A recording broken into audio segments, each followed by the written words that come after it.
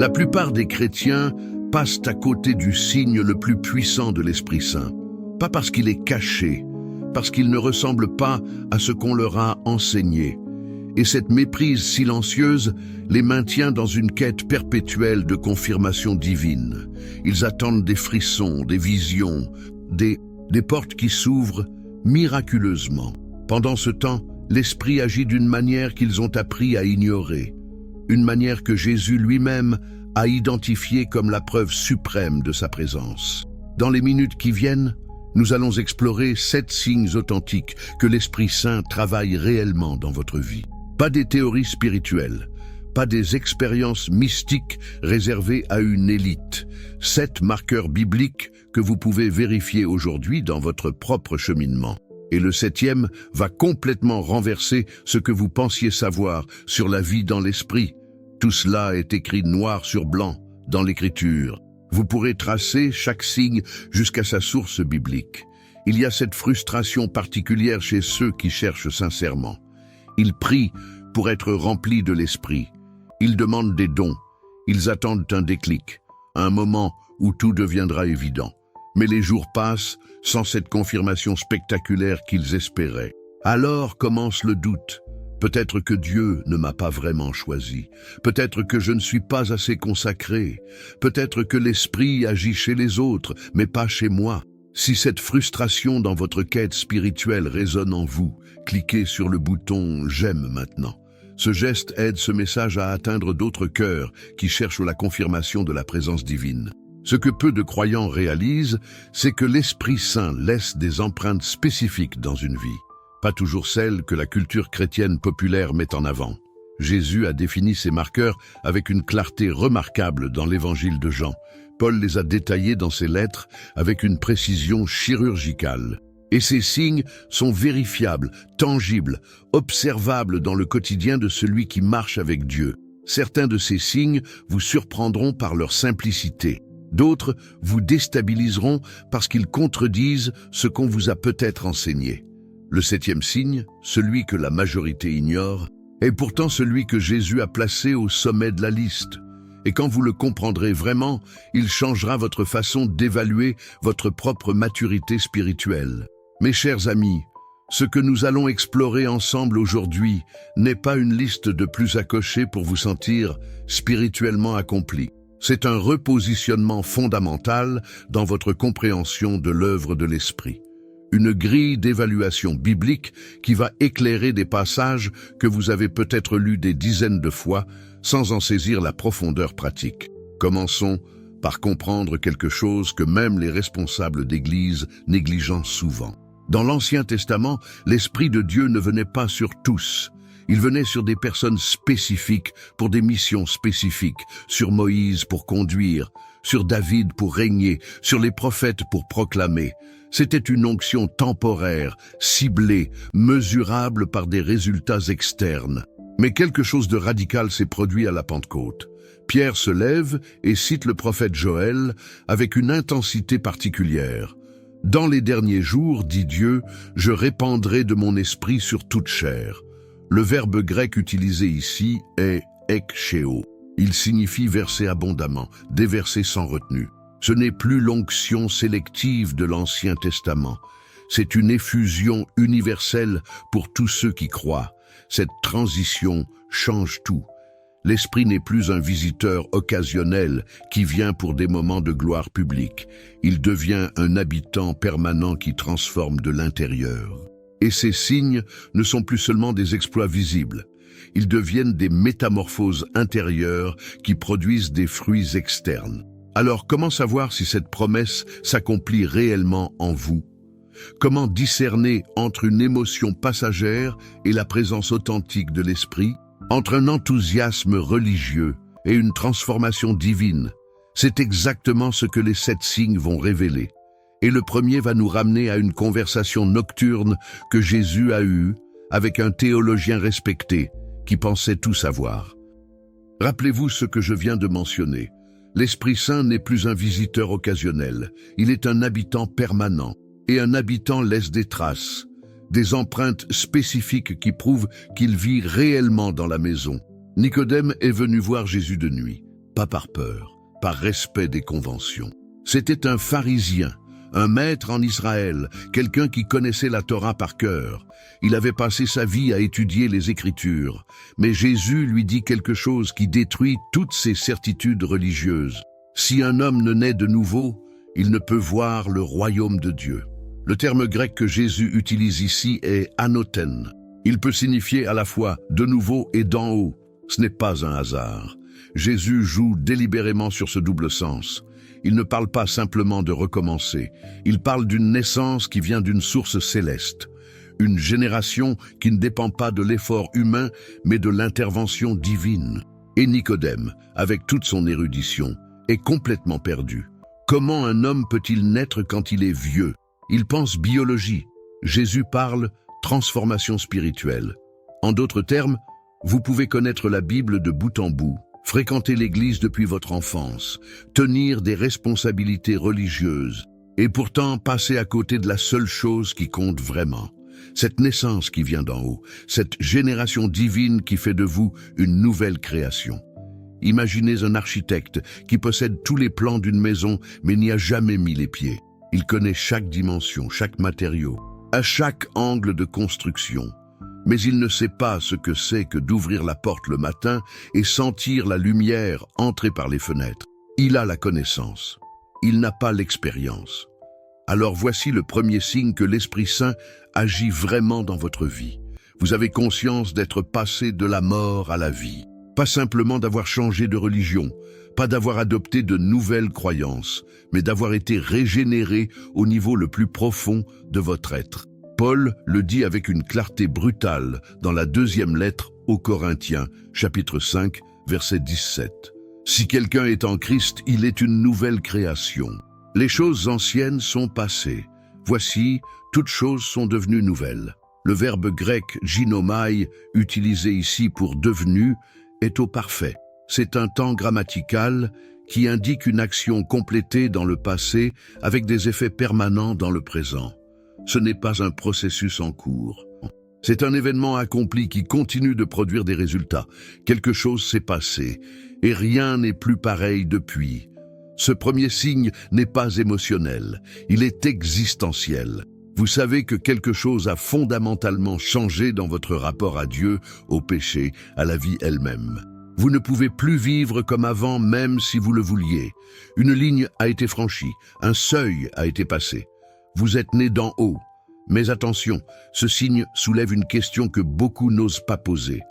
Est-il possible d'être religieusement actif sans être spirituellement vivant?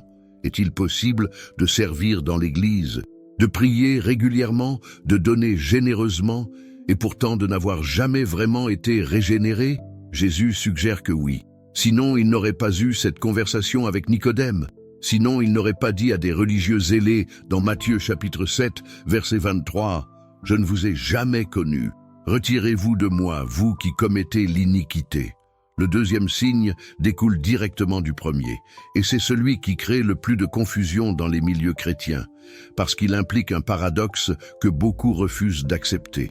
Quand l'Esprit Saint habite réellement en vous, vous développez une sensibilité accrue au péché, pas une condamnation paralysante, une sensibilité, une conscience aiguë de ce qui déplaît à Dieu, et cette conscience vous pousse vers la repentance plutôt que vers les excuses. C'est contre-intuitif. On s'attendrait à ce que la vie dans l'esprit nous rende moins conscients du péché, plus légers et plus libres. Mais c'est exactement l'inverse. Plus vous êtes proche de la lumière, plus vous voyez clairement les ombres en vous. Jean le dit dans sa première lettre, chapitre 1, verset 8. Si nous disons que nous n'avons pas de péché, nous nous séduisons nous-mêmes, et la vérité n'est point en nous. Ce n'est pas une déclaration théorique. C'est un marqueur pratique de l'œuvre de l'Esprit. Celui qui marche vraiment avec Dieu ne devient pas aveugle à ses propres faiblesses. Il les voit plus clairement que jamais. David l'a vécu de manière déchirante après son péché avec Bathsheba. Dans le psaume 51, il écrit « Mon péché est constamment devant moi ». Le terme hébraïque « negdi » signifie littéralement « en face de mes yeux ». Le péché n'était pas enterré dans sa conscience. Il était là, présent, impossible à ignorer.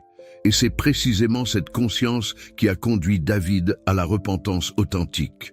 En d'autres termes, si vous trouvez facile de minimiser vos erreurs, de justifier vos compromis, de comparer votre moralité à celle des autres pour vous sentir acceptable, il se pourrait que l'esprit ne soit pas aussi actif que vous le pensez, parce que son œuvre première est de convaincre de péché, de justice et de jugement. C'est ce que Jésus dit explicitement dans Jean chapitre 16, verset 8. Si cette révélation sur la nouvelle naissance et la sensibilité au péché touche votre cœur, écrivez « Je suis né d'en haut » dans les commentaires comme une déclaration de votre identité spirituelle. Et si ce message vous parle, abonnez-vous pour continuer ce chemin ensemble.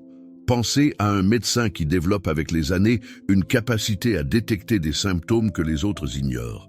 Un léger changement de couleur de peau, une fatigue inhabituelle, une respiration imperceptiblement différente. Ce n'est pas qu'il est devenu négatif ou pessimiste, c'est que sa sensibilité s'est affinée. Il voit ce qui était toujours là, mais que personne d'autre ne remarque. L'Esprit Saint fait la même chose avec le péché. Il affine votre perception spirituelle. Vous commencez à voir des compromis que vous ne voyiez pas avant. Des motivations impures derrière des actions apparemment bonnes. Des pensées que vous laissiez passer sans questionnement et qui maintenant troublent votre conscience. Et voici ce qui est fascinant. Cette sensibilité accrue ne vous éloigne pas de Dieu. Elle vous rapproche de lui, parce qu'elle vous pousse constamment vers la croix, vers le sang de Jésus qui purifie de tout péché, vers la grâce qui restaure ce que la faute a brisé. Mais il y a un troisième signe. Un signe qui va nous amener au cœur de ce que Jésus considérait comme la preuve ultime de la vie spirituelle. Et ce signe va peut-être vous surprendre parce qu'il n'est pas. Beaucoup de chrétiens pensent que le signe principal de l'esprit est le parler en langue, ou les miracles, ou une joie émotionnelle constante. Mais Jésus a donné un marqueur complètement différent.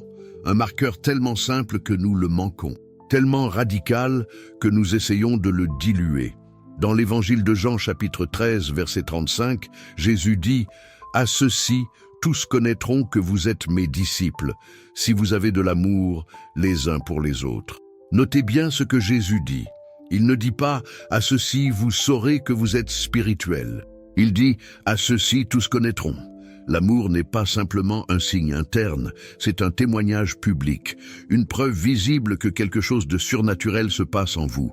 Le verbe grec « ginosko » utilisé ici signifie connaître par expérience directe, pas par déduction théorique. Les gens ne vont pas conclure que vous êtes disciples parce que vous leur expliquez votre théologie.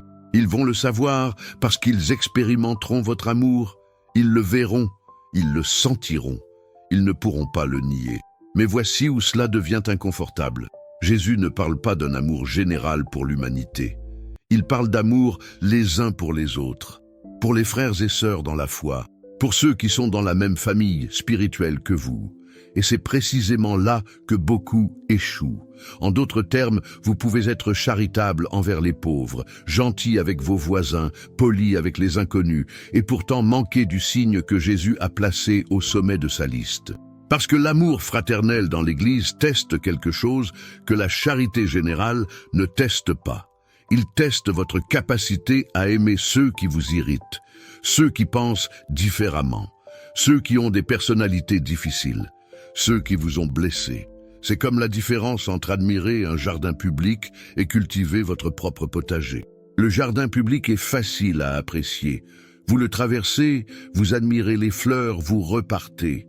Mais cultiver votre propre terre, cela demande patience quand les plantes ne poussent pas comme prévu, persévérance quand les mauvaises herbes reviennent, engagement quand la météo ne coopère pas. L'amour fraternel dans l'Église est cette culture quotidienne. Et l'Esprit Saint est celui qui vous donne la capacité surnaturelle de persister quand tout en vous voudrait abandonner la relation. Paul développe ce troisième signe avec encore plus de précision dans Galates, chapitre 5, verset 22. Le fruit de l'esprit, c'est l'amour, la joie, la paix, la patience, la bonté, la bienveillance, la fidélité, la douceur, la maîtrise de soi. Remarquez qu'il dit « le fruit » au singulier, pas les fruits. Ce n'est pas un menu où vous choisissez ce qui vous plaît. C'est un ensemble organique qui pousse ensemble. Comme une orange qui contient à la fois du jus, de la pulpe, des pépins, une écorce. Vous ne pouvez pas avoir l'un sans les autres. L'amour vient en premier parce qu'il est la racine. Tout le reste découle de cette source. La joie est l'amour qui célèbre. La paix est l'amour qui fait confiance. La patience est l'amour qui attend. La bonté est l'amour qui agit. La bienveillance est l'amour qui pardonne. La fidélité est l'amour qui persiste. La douceur est l'amour qui se retient. La maîtrise de soi est l'amour qui choisit. Alors voici le troisième signe. Vous développez progressivement la capacité d'aimer ceux qui sont difficiles à aimer. Non pas par effort de volonté, mais par production surnaturelle de l'esprit qui habite en vous. Il y a quelques années, une femme nommée Élisabeth m'a partagé son histoire. Elle servait dans la même église depuis 15 ans. Une autre responsable, plus jeune, avait pris des décisions qui avaient profondément blessé Élisabeth. Des paroles dures avaient été échangées. La relation était brisée. Pendant des mois, Élisabeth a porté cette blessure comme un poids sur la poitrine. Elle évitait les réunions où cette personne serait présente. Elle priait, mais ses prières ressemblaient plus à des accusations qu'à des intercessions. Puis quelque chose a changé, pas dramatiquement, progressivement.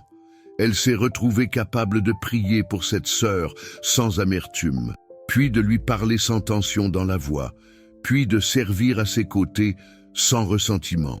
Ce n'était pas elle qui produisait cet amour. C'était l'esprit qui cultivait en elle une capacité qu'elle n'avait pas naturellement. Mais nous ne sommes qu'à mi-chemin. Il reste 4 signes, et chacun va nous enfoncer plus profondément dans la réalité de l'œuvre de l'esprit. Le 4e signe touche quelque chose que la culture chrétienne moderne évite souvent de mentionner, parce qu'il n'est pas spectaculaire, parce qu'il ne se photographie pas bien pour les réseaux sociaux, parce qu'il demande quelque chose que peu sont prêts à donner. Quand l'Esprit Saint travaille vraiment en vous, vous développez un appétit croissant pour la parole de Dieu, pas comme une discipline religieuse, comme une faim naturelle, comme quelqu'un qui a besoin de nourriture pour vivre. Pierre le dit dans sa première lettre, chapitre 2, verset 2, « Comme des enfants nouveau-nés, désirez le lait spirituel et pur, afin que par lui, vous croissiez pour le salut. » Le verbe grec « épipoto » qu'il utilise pour « désirer » est intense. Il signifie « désirer ardemment », avoir soif de « languir après ». Ce n'est pas « lisez votre Bible parce que c'est votre devoir ». C'est « ayez faim de la parole comme un nourrisson a faim de lait ». Un nouveau-né ne pleure pas pour le lait parce qu'on lui a dit que c'est bon pour sa santé. Il pleure parce que tout son être en a besoin pour survivre. En d'autres termes, si la Bible vous ennuie, si vous devez vous forcer pour l'ouvrir, si vous pouvez passer des jours sans la lire, sans même remarquer son absence, il se pourrait que l'esprit ne soit pas aussi actif que vous le pensez. Parce que l'une de ses œuvres premières est de créer cette faim surnaturelle pour la vérité divine. Pensez à quelqu'un qui découvre qu'il aime courir. Au début, c'est difficile. Les muscles protestent, le souffle est court, chaque pas est un effort. Mais progressivement, quelque chose change. Le corps s'adapte, l'endurance augmente. Et un jour, cette personne se réveille avec l'envie de courir. Pas par obligation, par désir naturel. Le corps a développé un appétit pour ce qui le fait grandir. L'esprit fait la même chose avec votre appétit spirituel. Il cultive en vous un désir croissant pour ce qui vous nourrit, pour la parole qui vous transforme, pour la vérité qui vous libère. Et cet appétit devient un cercle vertueux. Plus vous lisez, plus vous avez faim. Plus vous avez faim, plus vous comprenez. Plus vous comprenez, plus vous êtes transformé. Plus vous êtes transformé, plus vous reconnaissez la valeur de ce qui vous a changé. Mais il y a un 5e signe, un signe qui va nous ramener à cette question que beaucoup évitent. Comment savoir si je ne me trompe pas moi-même? Comment distinguer entre conviction religieuse et transformation spirituelle réelle? Le 5e signe est tellement intime que certains hésitent à en parler, parce qu'il ressemble à de la présomption, parce qu'il semble trop beau pour être vrai. Mais Paul en parle avec une confiance absolue dans Romains chapitre 8, verset 16. L'Esprit lui-même rend témoignage à notre esprit que nous sommes enfants de Dieu. Le verbe grec « sumartyreo » signifie « témoigner ensemble », « confirmer conjointement ».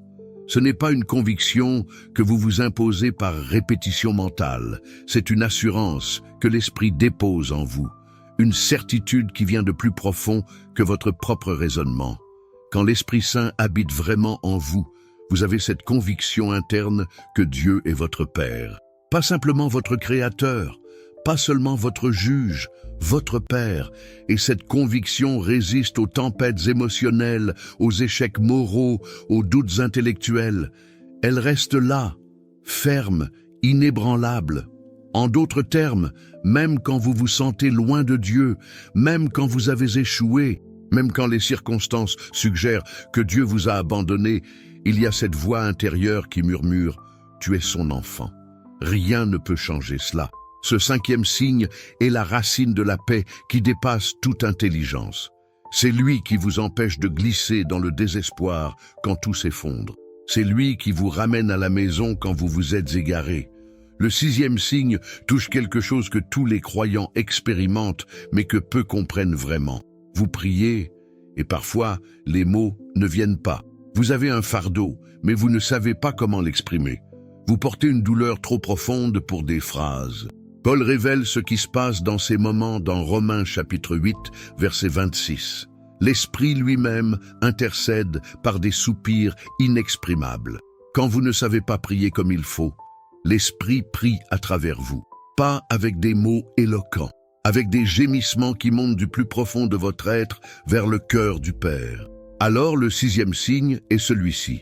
Vous découvrez une profondeur dans la prière que vous n'aviez jamais connue. Des moments où vous ne dites rien, mais où vous savez que quelque chose de profond se passe. Des intercessions qui naissent en vous sans que vous les ayez planifiées. Un fardeau soudain pour une personne ou une situation, et vous réalisez plus tard que l'Esprit vous a appelé à prier exactement au moment où c'était nécessaire. Pensez à un traducteur qui transpose un discours d'une langue à une autre. Il ne change pas le message. Il le rend compréhensible dans un nouveau contexte. L'Esprit fait cela avec vos prières. Il prend vos soupirs informes, vos fardeaux confus, vos désirs mal articulés, et il les traduit en intercession parfaite devant le trône de Dieu. Mais nous arrivons maintenant au septième signe, celui que la majorité ignore complètement, celui qui pourtant distingue l'œuvre authentique de l'Esprit de toute contrefaçon religieuse. Voici la vérité que personne ne cherche. Quand l'Esprit Saint travaille vraiment en vous, il ne vous pousse pas à vous glorifier vous-même. Il ne magnifie pas vos dons. Il ne met pas l'accent sur vos expériences spirituelles. Il fait une seule chose avec une constance absolue. Il glorifie Jésus.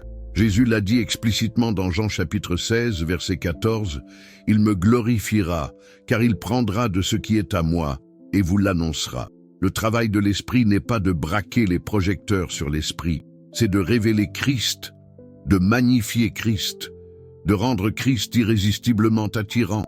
En d'autres termes, si votre vie spirituelle tourne autour de vos expériences avec l'Esprit, plutôt qu'autour de votre relation avec Jésus, quelque chose ne va pas.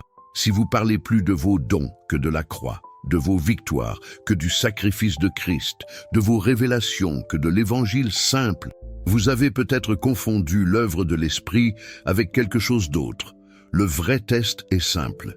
Est-ce que votre vie spirituelle vous rend plus conscient de Jésus ou plus conscient de vous-même? Est-ce que vous parlez plus facilement de ce que vous avez reçu ou de qui Christ est? Est-ce que les gens autour de vous sont impressionnés par votre spiritualité ou attirés vers le Sauveur? Voilà les 7 signes. La nouvelle naissance, la sensibilité au péché, l'amour fraternel, la faim pour la parole, l'assurance de la filiation, la profondeur dans la prière, et celui que tant ignorent, l'obsession pour Christ plutôt que pour l'expérience spirituelle. Ces signes ne sont pas des accomplissements à atteindre. Ce sont des preuves d'une vie déjà habitée, des empreintes qui révèlent qu'un habitant divin a pris résidence en vous. Alors, comment appliquer cela aujourd'hui? Commencez par une évaluation honnête, pas pour vous condamner, pour vous éclairer. Prenez chacun de ces 7 signes et demandez à Dieu de vous montrer où vous en êtes. Êtes-vous vraiment né d'en haut ou simplement religieusement actif? Votre conscience est-elle aiguisée ou émoussée face au péché? Grandissez-vous dans l'amour fraternel ou fuyez-vous les relations difficiles dans l'Église? Avez-vous faim de la parole ou la lisez-vous par obligation? Portez-vous l'assurance d'être enfant de Dieu ou vivez-vous dans l'incertitude constante? Votre prière a-t-elle de la profondeur ou reste-t-elle en surface? Et surtout, votre vie spirituelle glorifie-t-elle Christ ou vous met-elle en avant? Ces questions ne sont pas des accusations. Ce sont des invitations, des portes ouvertes vers une vie plus profonde dans l'esprit.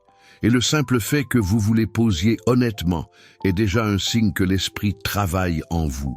Psaume 139, verset 23, nous donne les mots parfaits pour cette démarche. « Sonde-moi, ô Dieu, et connais mon cœur.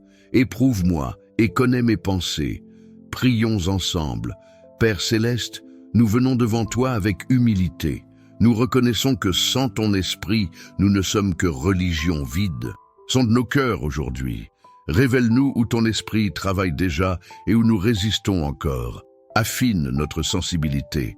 Approfondis notre amour, aiguise notre faim pour ta parole, confirme en nous l'assurance que nous sommes tes enfants, et surtout, fais que notre vie entière glorifie ton Fils Jésus. Que ce soit lui qu'on voit, pas nous, que ce soit lui qu'on entende, pas nos accomplissements, au nom de Jésus.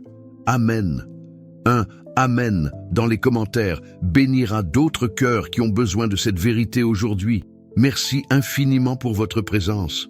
Et pour approfondir ce que vous venez de découvrir sur l'œuvre de l'Esprit dans votre vie, je vous invite à explorer comment cette présence divine transforme concrètement votre façon de prier. Le lien vous attend ici.